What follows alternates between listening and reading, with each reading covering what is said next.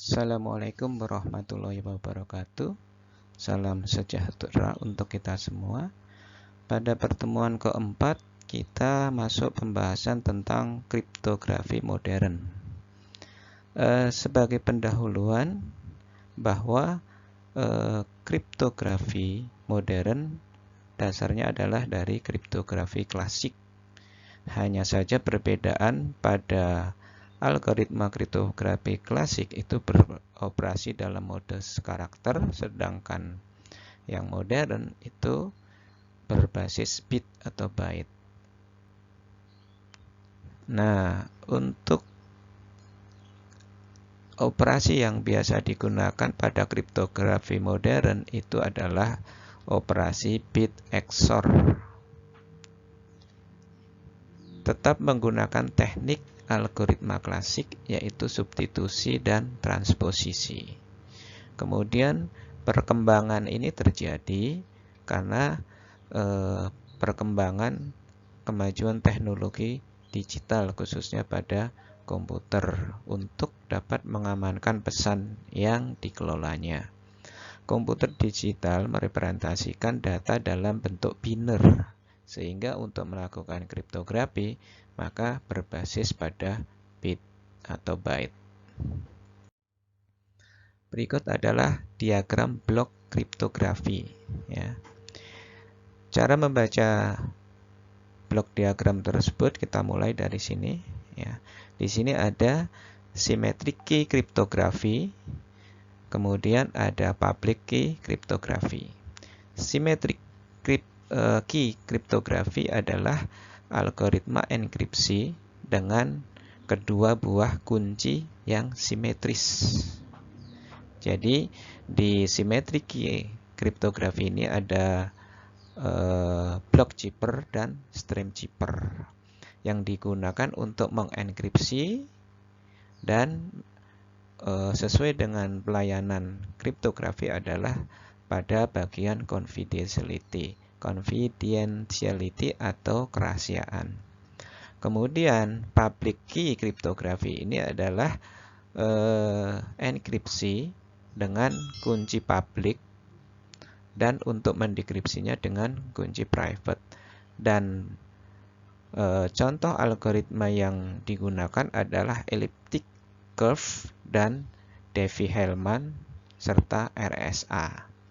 Pada public key kriptografi ini dapat digunakan untuk enkripsi pada pelayanan confidentiality dan juga digunakan untuk digital signature yang digunakan pelayanan kriptografi itu pada bagian non-repudiation, atau bahwa seseorang bila mengirimkan pesan itu tidak dapat menyangkal bahwa yang mengirimkan bukan yang bersangkutan. Nah, pada message digest ini akan biasanya dipakai MIC atau message advance code dan message integrity code yang pada kriptografi itu masuk pada pelayanan data integrity atau keaslian data, yang menjamin keaslian data. Bentuknya pada fungsi hash. Ya. Untuk pseudo random dapat dibangkitkan oleh fungsi hash dan random source. Di sini ada IVS dan nonce. Nonce ini adalah karakter yang tidak memiliki makna, namun dapat menandakan authentication sebuah pesan. Kemudian pseudo random ini juga digunakan untuk secret key atau pembangkitan kunci rahasia yang dapat juga dibangkitkan oleh random source.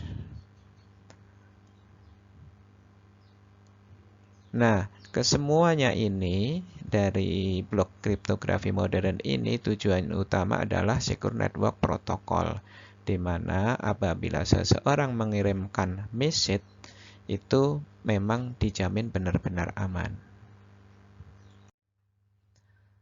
Pada kriptografi modern yang diolah adalah rangkaian bit, ya.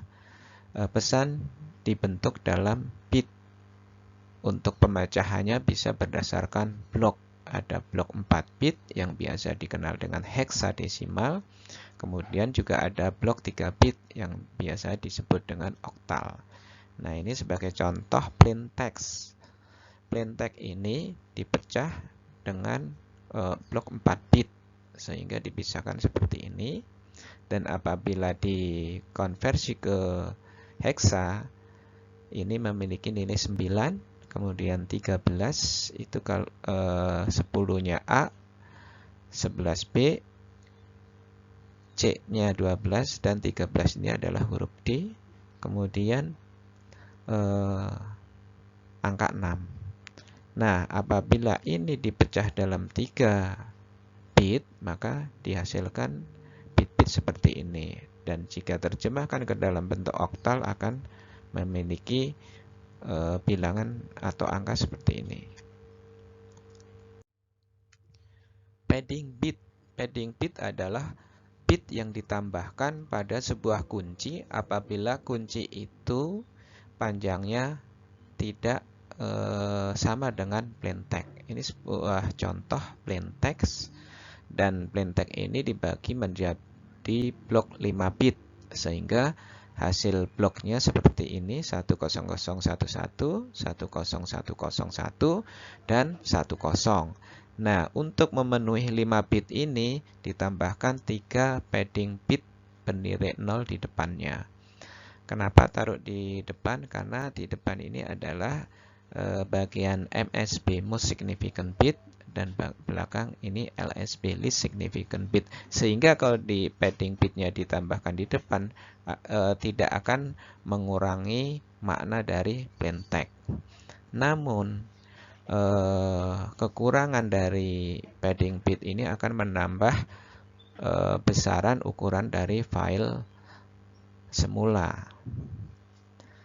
Kemudian representasi dalam heksadesimal.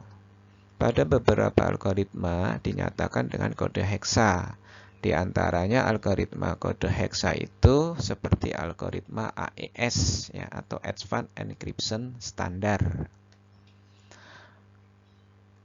Nah, ini adalah bentuk lain dari bit binary dan heksa, di mana F itu memiliki nilai 111. Contoh plain text yang dibagi menjadi 4 blok bit. Ini plain text dibagi 1001, kemudian 1101, 0110. Ini bila diterjemahkan ke heksa akan memiliki nilai 9D6. Kemudian operasi yang biasa digunakan pada algoritma modern adalah operasi XOR ya. Paling banyak digunakan pada chipper modern, dinotasikan dengan plus dan lingkaran. Di mana operasinya untuk mudah dipahami apabila kedua operan itu sama maka menghasilkan 0, dan apabila salah satu operan itu bernilai beda maka akan menghasilkan 1. Nah, operasi XOR ini sama dengan atau ekivalen dengan penjumlahan modulus 2. 0 ditambah 0 sama dengan 0 akan sama dengan 0 ditambah 0 dimoduluskan 2 sama dengan 0. Kemudian 1 ditambah 0 sama dengan 1. 1 ditambah 0 sama dengan 1 modulus 2 sama dengan 1. Dan 1 ditambah 1 sama dengan 0 akan sama dengan 1 ditambah 1 sama dengan 2 dimodulus 2 sama dengan 0. Hukum-hukum yang terkait pada XOR adalah penjumlahan biasa, kemudian penjumlahan komutatif. Komutatif adalah maksudnya bila A ditambah B maka sama dengan B ditambah A. Dan ketiga adalah hukum asosiatif, apabila A ditambah B tambah C akan sama dengan A ditambah B tambah C. Sedangkan operasi XOR itu pada bitwise. Nah, berikut adalah contoh operasi XOR pada bitwise. 1 dengan 1 akan menghasilkan 0, 1, 0, 1, 0, 0, 1. 0 dengan 1 akan menghasilkan 1. 1 dengan 1 di-XOR-kan menjadi 0. Sehingga hasilnya ini. 0, 1, 0, 1, 0. Chipper dengan XOR sama seperti halnya Vigenère chipper, tetapi pada algoritma modern dengan bit. Ya. Enkripsi pada chipper sama dengan plain text di XOR-kan dengan key atau kunci. Dan untuk proses dekripsi, plain text itu sama dengan chipper text di XOR-kan dengan kunci. Ini sebagai contoh plain text 01100101. Itu berarti karakter E kecil. Di XOR-kan dengan kunci 0011 01001 akan menghasilkan 1 dengan 1 XOR menjadi 0. Kemudian 0 dengan 1 hasilnya 1. 1 dengan 1, 0. 1 dengan 0, 1. 0 dengan 0, 0. Sehingga chipper text-nya seperti ini dan diterjemahkan menjadi huruf P besar. Chipper text P besar di XOR-kan dengan kunci yang sama akan menghasilkan plain text seperti semula, yaitu karakter E kecil. Jika panjang bit lebih pendek dari panjang bit-bit pesan atau plain text, maka pada algoritma Vigenère chipper ini kuncinya akan diulang secara periodik, sehingga hasilnya seperti ini. Berikut adalah bentuk source code dalam bentuk C++. Pada source code ini pertama kali adalah operasi membuka sebuah file di mana filenya di-input, kemudian file tersebut dibuka dibaca per bit dengan perulangan while hingga end of file atau akhir dari file. Nah, setiap bit itu akan di-XOR-kan dengan key.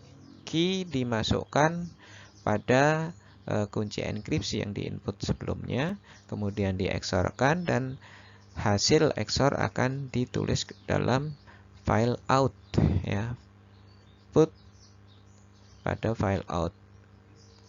Nah, setelah itu lakukan close file. Dan sebelahnya ini adalah source code dari dekripsi, sehingga file yang hasil dari enkripsi yang di sini akan dijadikan input pada sebelah kanan layar, ya. Algoritmanya sama persis, hanya saja chipper text-nya dibaca per bit, kemudian di-XOR-kan dengan kunci yang sama dan akan disimpan ke dalam file. Berikut screenshot running program, dan ini adalah plain text, kemudian hasil chipper text, ya. Hanya saja metode untuk kunci yang berulang secara periodik ini akan mudah dipecahkan dengan metode Kashiski. Nah, untuk kategori chipper berbasis bit ini ada dua macam, yaitu chipper aliran stream beroperasi pada bit tunggal, ya, baik enkripsi dan dekripsi. Kemudian chipper block beroperasi pada blok. Satu blok bisa 8 karakter ataupun 64 bit. Enkripsi, dekripsi dilakukan pada per blok.